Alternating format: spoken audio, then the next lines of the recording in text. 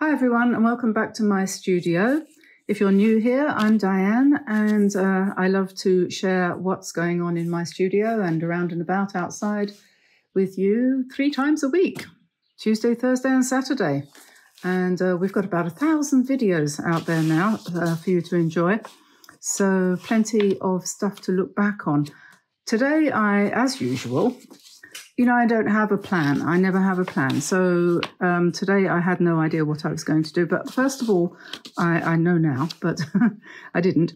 But I'm just going to flick through these 3 sketchbooks that I put together. I obviously haven't finished them, but I just wanted to show you what I've done over the last month, because we did a challenge or a daily thing, didn't we, last month, which was making a nature sketchbook. And so obviously I haven't done all of this as videos, but I thought I would show you what I've done anyway, just in case you're interested. I hope the light's going to be okay in here today. We've just put some new filter shutters, blinds on the ceiling to try and keep out the direct sunlight. So I'm hoping this is going to be okay. This is a semi-botanical sketch of a foxglove flower in their early stages. They've grown hugely now and they're massive, and I really probably ought to go and pick some more of them and do a bigger one. Then after that I did some bluebells and wild strawberry, just a drawing in pen. The day I did that, I felt as if I wanted to just do line work and see whether I still could. So it's very simple, just outlines. Then I did the same sort of thing with the buttercup and coloured it in a little bit. And from the information I looked up, I found out that they're actually poisonous to cattle. Lucky we don't have any. Then this harebell, I did not realise that in Scotland is what they call a bluebell. So there we are. And anyway, so then I went on to something called Viper's Bugloss, which is pretty, and bee, and something called Germander Speedwell. These are all common plants over here, and wild thyme. So as you can see, I've kind of partially coloured them in.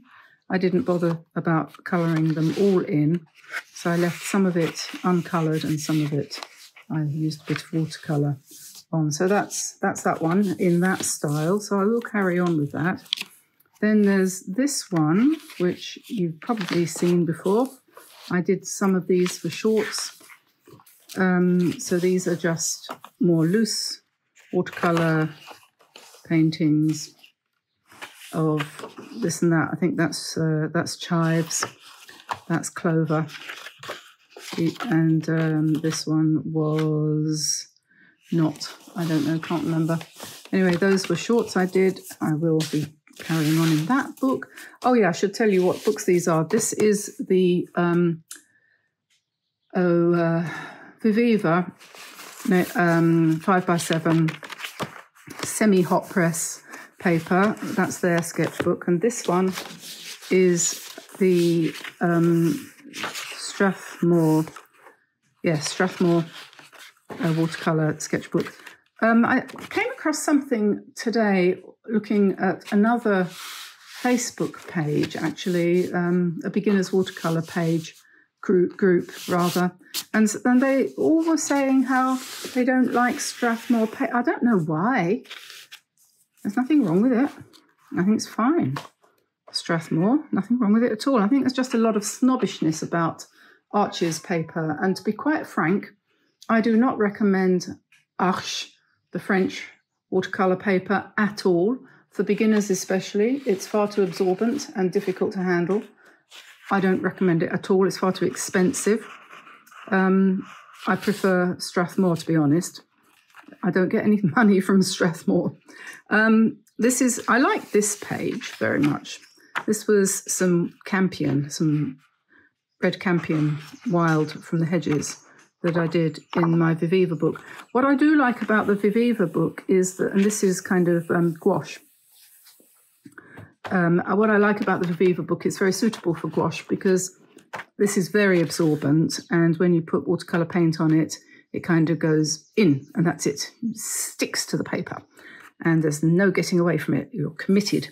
So that's quite nice, actually, in some ways, because it means you have to be more direct. You have to decide what you're going to do and then do it. So this is what I did in here. And I'm going to carry on with that as well. As well. I'm not quite sure what I'm going to carry on with and do today. I've got a lot of distractions going on at the moment because, as I say, we're trying to put these blinds up on the ceiling, and the ceiling's very high and it's very difficult. My husband is a bit physically restricted these days, being as he's got very bad back, and poor Tamsin was up the ladder yesterday. Anyway, and then we've got this mad cat who is behaving badly and has to be restrained. And so he's on a lead just beside me at the moment, and I know he's going to start making a fuss in a minute. So if you hear a cat meowing, please don't think I've got him in a cage. He's not caged. He's wild. And he's, you know, whatever. Anyway, so now we're going to look at these paints. I have painted with these paints before. This is a set of handmade watercolor paints by a lady called Victoria, who is a Chinese, I believe, but she lives in Germany. And she sent me these to use. And you can buy them online from her website, and I will put the connection to her in the description below the video. You know, click on where it says more and go down and look there. And what I'm going to do to start with, because I am in one of those moods today, when am I ever not, I'm going to, because I haven't used these for a while, I'm going to swatch them onto this piece of watercolor paper. This is MEEDEN hot press, and this piece has cat footprints all over it. See that? That's my mad cat, or one of them, walking all over it. Luckily, not so much on the inside. I don't know. I've divided this page into 12 sections, so I'll be able to use one color in each section. So I'm going to swatch these out on here. And then I'm going to do something with that. And then I might do something else. Depends how we go for time. It's 11:45 now. So let's put that there. And let's find a brush and some water. And I'll move these journals out the way. And I think I'm more or less centered there with that, so the shadow isn't too much in the way. And then let's see what colors we've got here. This is a set I put together. I'm going to sit down. I put these together with Victoria. Hang on. She wanted to send me some of her paints, and I wanted them to be suitable for botanical. So I kind of tried to choose colors that I thought would be good for. I haven't put any water on these, so they haven't really got started yet. I should do that. I just spray. You can get these little things easily in a dollar store or on Amazon. Very useful to be able to just wet all your paints. Yeah, these are all handmade. No machinery involved. She does it all herself. God knows how. Okay, so I'm just picking up this colour here, which is brown. And we've got various colours here. So now I'm just going to paint this is hot press paper, like I said. So it doesn't soak in, it tends to sit a little bit on the surface. And I'm going to just paint some irregular shapes of each colour in here. And then I'm going to do something else. When I rinse my brush, this is just a thought. I have an old piece of towel here. This is an old bar mat from the Isle of Arran in Scotland. And what I do is I wipe my brush on it first to get most of the paint off before I rinse it in my water. And that way the water stays cleaner longer. So we're up to the second colour now. And I'm just going to go in order across. So this is a purple colour. If you go to VHAquarell's website, you will find this set there for sale if you're interested. My set, Diane Antone, bespoke, or whatever she calls it. Oop. There's the cat fighting with the slippers. Calm down, Oriole. So just put a bit more there. There's a hair there. That's probably a cat hair. Whoa! I knew that was going to happen. It's all right. No damage done. Not much anyway. Okay, so that's the purple. Wipe off my brush and then rinse it.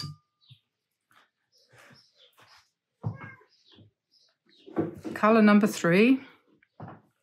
This is a Magical Mystery Tour. I can't remember what any of these are. This is blue.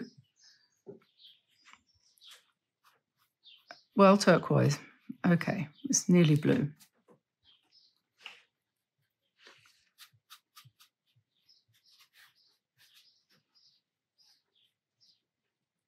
That's nice. And then we have a green. I thought this colour would be nice for leaves and things, and you can modify it by using a little bit of extra blue or yellow in it. If you haven't tried hot press paper yet, you might want to give it a try, because it is very different from painting on cold press paper. It's obviously much smoother, and you get completely different effect. And it's really good for botanicals, things like that. And the water will stay cleaner much longer if you remember to... Now, doesn't that remind you of poppies? Isn't that a poppy colour? If you remember to wipe off most of the paint in between colours. I think that's a really nice red. I would, wouldn't I? Because I did choose it.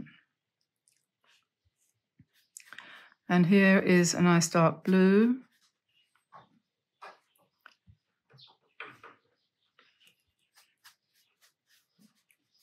This looks like Indanthrone blue. I do need to look these up. I will in a minute. When I finish doing this, I'll look it up and then I'll write the names underneath. This is green, another green. That looks like phthalo green.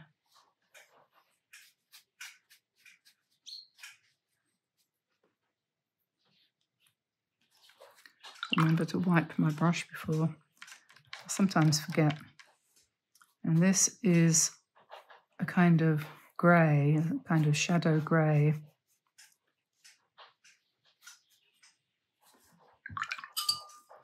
Then we have a pink. What would you call that? I've forgotten the word. Magenta, that's it. And then we have a nice bright yellow, a warm yellow. I can get it to pick up. Mad Cat is eating biscuit. That looks like a very transparent yellow, that one does, doesn't it?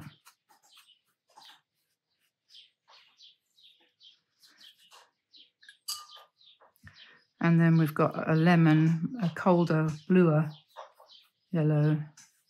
And either of these mixed with these greens, actually you'd make a green if you mixed yellow with that grey too.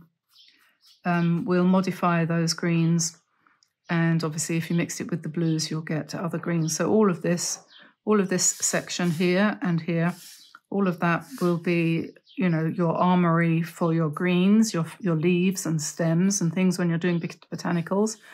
And this section here, plus the blue probably, is that's your armoury for the flowers that you're painting, and obviously the yellows as well. So that's kind of flowers, and that's kind of leaves, with an overlap around the yellows. If you see what I mean, because you can add this yellow with the reds will give you oranges of various sorts. And in fact, this burnt sienna type colour here, if you mix that with green or blue or purple, any of the sort of other side of the colour wheel, you'll get a darker brown. Okay, so we could try that out a little bit. For example, I could show you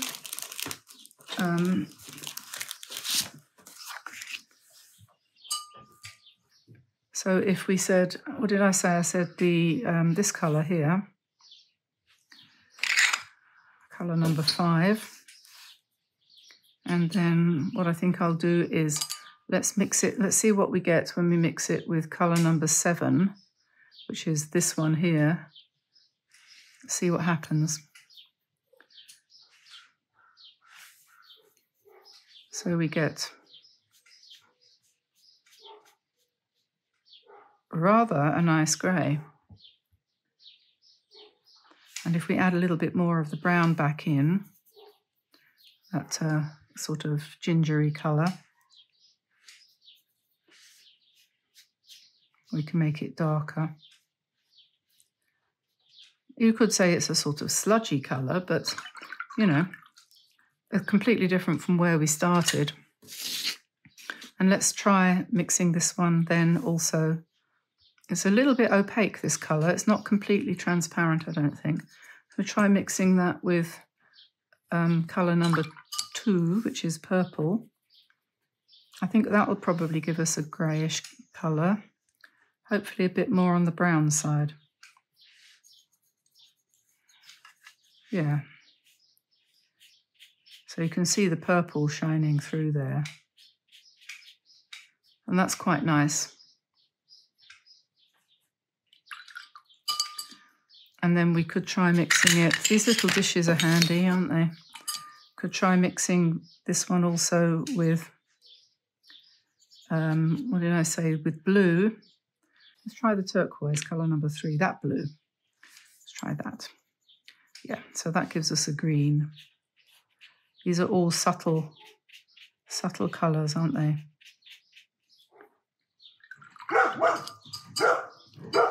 So that kind of adds, you just have to mix any two together and you're going to get some nice sort of subtle shades there that you can use as well.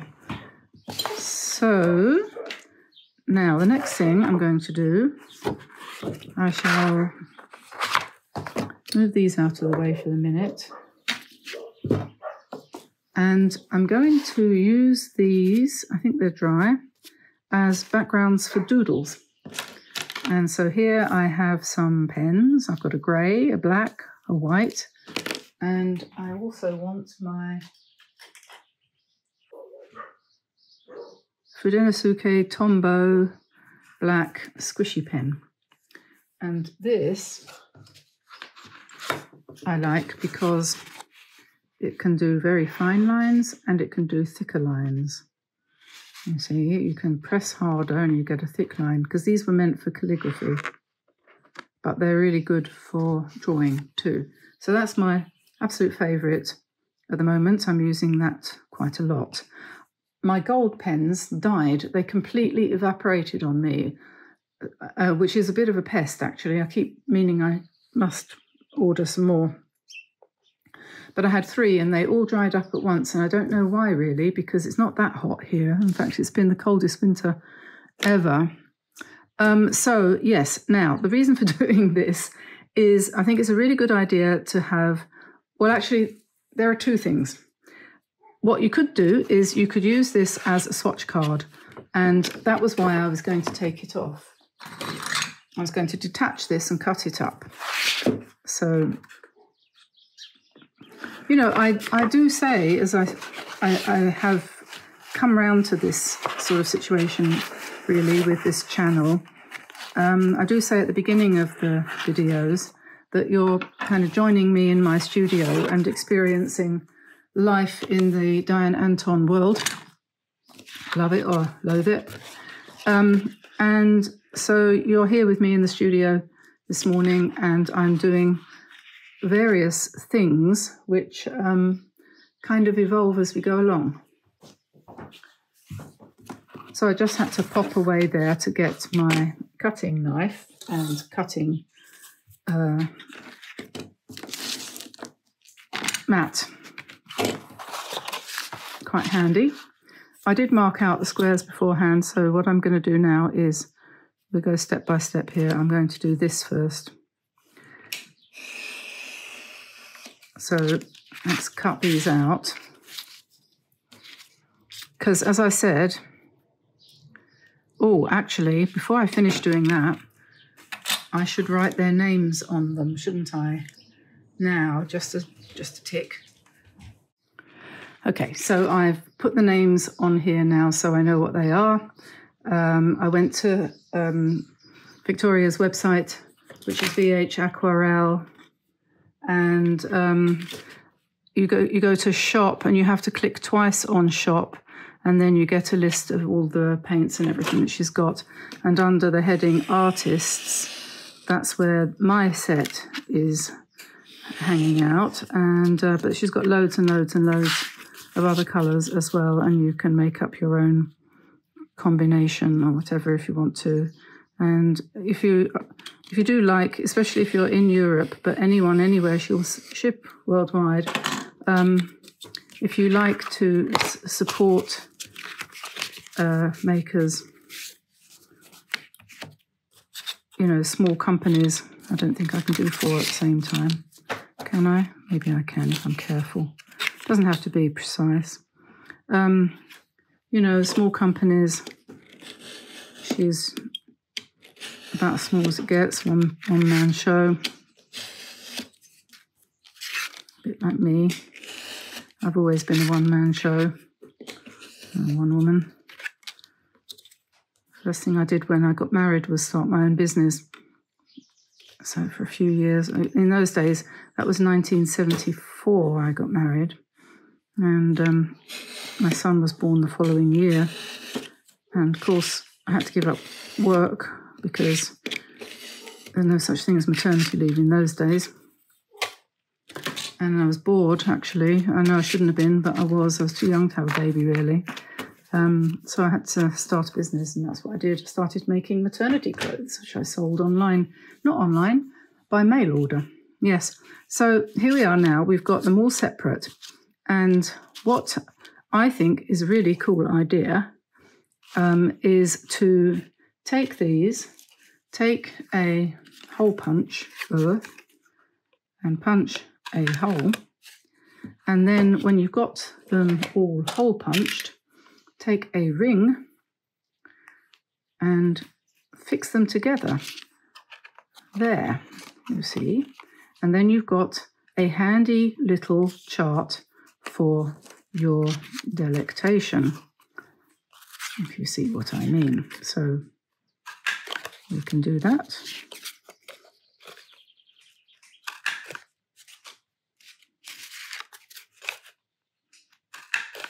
And then the other thing is what I was going to do next with my pens. Because one of the things that I like to do is doodling, but one of the things I don't like about doodling is that I can never think of doodles. And actually, I was listening to somebody else, I think it was Marame Small Art, I think her channel's called, and she was talking the other day, I heard her, about how when she sits down to doodle, she can never think of any doodles. And I think that's quite funny, really, because I think we're all the same. And I mean, she's very proficient at it. It's her thing. It's not really my thing. But anyway, so I'm going to put all these here like this, show you, like that. So now that can live quite handily attached actually to the ring at the back.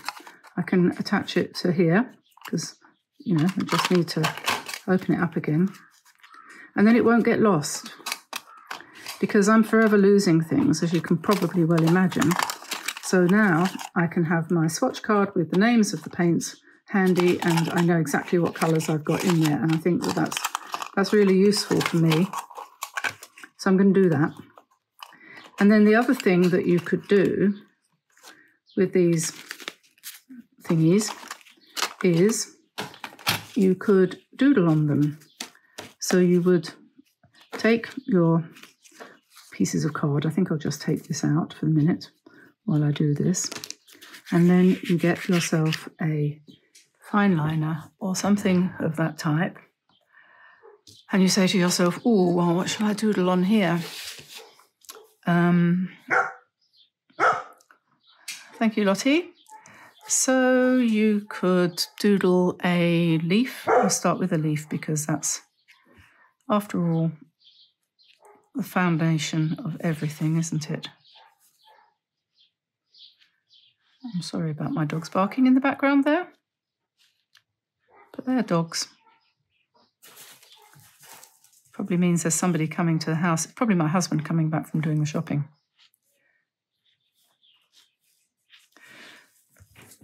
So we do that, and then we have another one over here with some smaller leaves. And we could have some berries.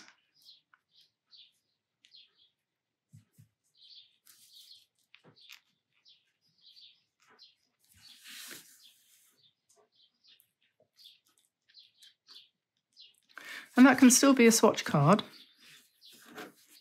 you know. It's still a swatch card, it's still got the colour on it, but it gives you an idea also of what black looks like on blue and so on and so forth. And we could do, on this one, we could do some of my favourite spirals.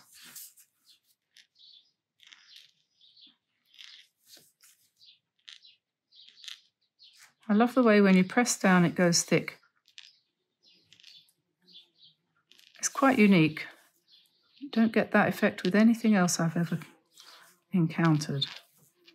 Let's do some small ones in there. That's kind of fun, isn't it? And this one, we could do a flower. This could be a poppy. And we take the petal around the back there like that, and on the side. And then we could have stamens coming out like that. And then we could have just a couple of leaves lying around the outside edge.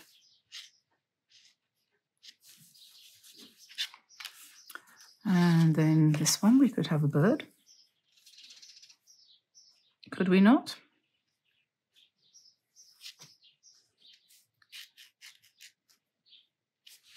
A little. Yesterday, Tamsin called me and I went, and she had in her hands, standing outside the back door, a pigeon looking very sorry for itself and really sort of all shrunk up into itself and everything. And she said, I think it's going to die. I don't know what happened. I just found it lying on the ground. And I said, oh, well, let's see, because it looks to me as if it might just be stunned. It was kind of staggering around in a drunken fashion, as pigeons so often do. They are a bit like that. The best of times. They fly like there's no tomorrow, and they go crashing into trees and land on our roof as if they're trying to break in. They're hilarious. Anyway, so I thought, well, there's always a good chance. So we've got some cat crates, so we found one of those and put him in there and put him in with the chickens, and went off and had lunch. I'm thinking, say a prayer for the poor pigeon, as if we haven't got enough of them. But, you know, he's the only one he's got. Anyway, so came out after lunch and I went in and I thought, keep your fingers crossed. Anyway, so he was moving around and I'm, oh, he's okay. So we brought him out. I opened the crate.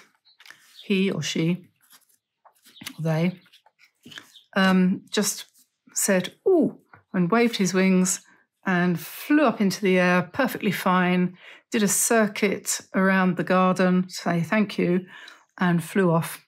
and crashed into the nearest tree. No, seriously. No, he just flew off and landed on top of the roof. So he was fine. So that was really good. That was a relief, because we rescue quite a lot of birds and they don't always survive, you know. That's one of the downsides of having cats, unfortunately. We do try to keep them away from the birds as much as possible. So that's a nice branchy thing, isn't it? Practicing doing branches. And I'm just going to put a berry on the end of each of those. Doing these sort of relaxed branch things is actually harder than you think, so I suggest that's a good idea to practice those.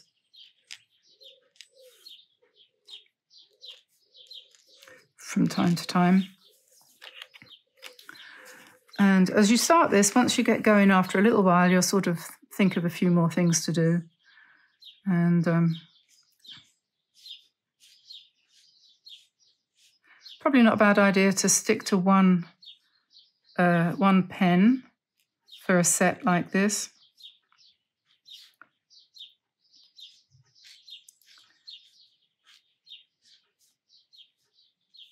Probably, although there's no law that says you should.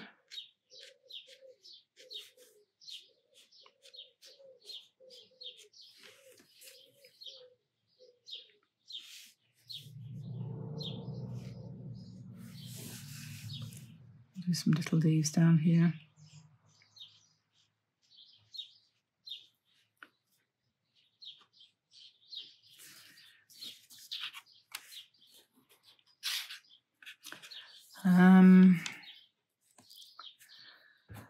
What shall I do now?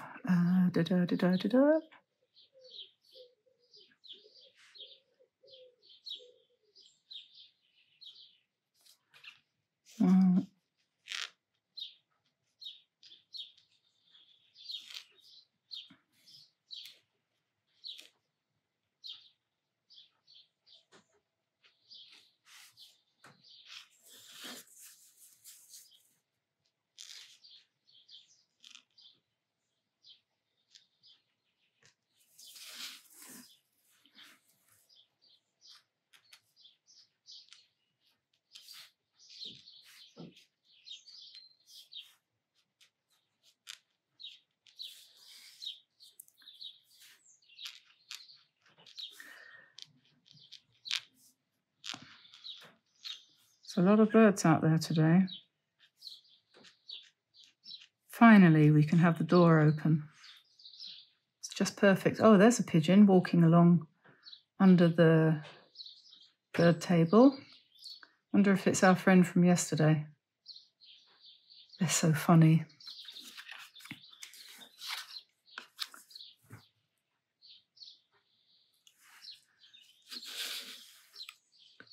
Okay, let's do some concentric circles.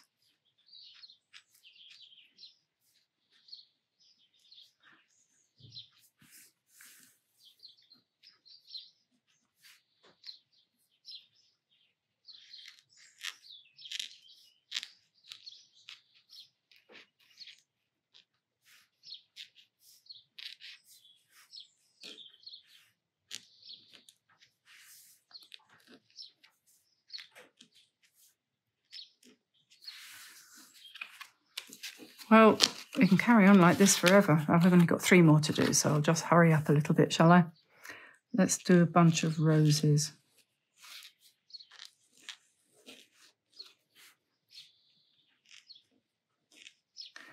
I noticed quite a few people have been joining our Patreon, which is lovely. And I might as well mention while I'm doing this that we are going to be revamping it and making it much more interesting and more organised so that you'll know what you're going to get and I'll know what I've got to do a little bit better. So I'll be sending out things like calendars and, you know, monthly, this is what you're going to get and when kind of thing. And yeah, so it's going to change a little bit, but it's only going to get better. Nothing's going to go away, so you don't need to worry about losing anything, and nothing's going to go away. It's just going to get better.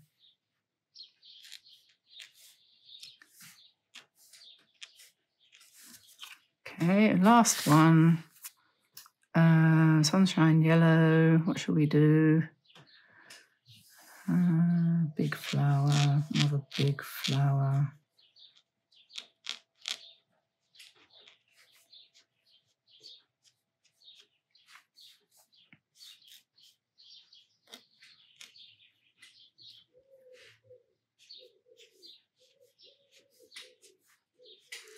There we are.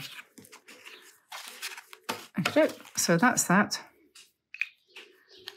So what we've got now, we have a set of doodled on swatch cards to go with my VHAquarell botanical watercolor set. So that's really helpful for me to use in two ways. One, as a starting point for doing a painting, whatever that might be that I feel I need to do. I should put them in the same order that they are in here.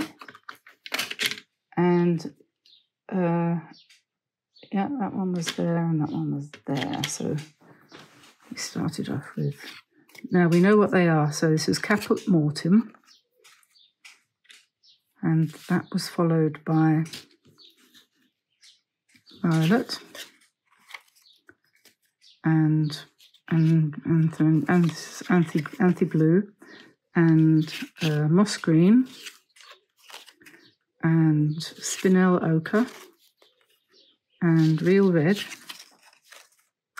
and slate grey, oops, and hooker's green and Crichton ruby. Oh, I've missed out the blue. Hang on a second. Oh well, anyway, I'll put that there. I'll do that later. And Indian yellow and lemon yellow. So there we are, all organised. And turn that over.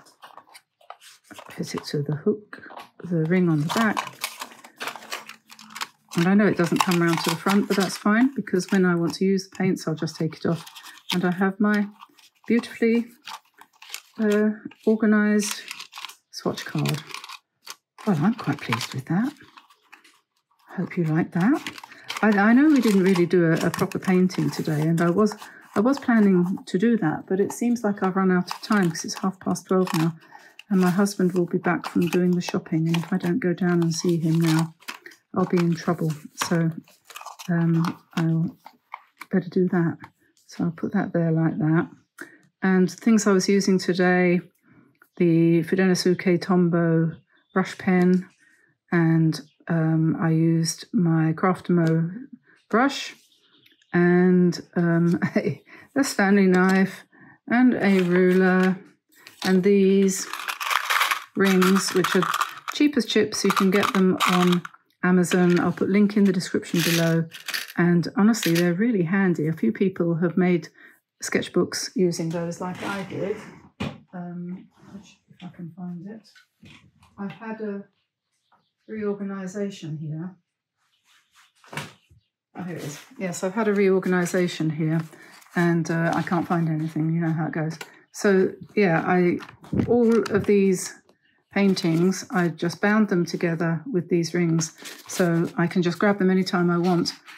When I want inspiration for a day like today, I can look through something like this and think, oh yes, I could do one of those. Oh, I could have done that today, couldn't I? I could have done one like that today. Maybe I can. Maybe I will. Maybe I should. Maybe that's the next thing I'll do today, do something like this. This was a Christmassy one. I'm not sure if I ever did. Oh yeah, no, I did do the video of this, didn't I? Yeah, I think so. I'll search it out and I'll put that in the link below. Hope you enjoyed today, spending half an hour with me, and I certainly did. And I'll let you go, and I will see you again soon. So bye for now, everybody. Bye-bye.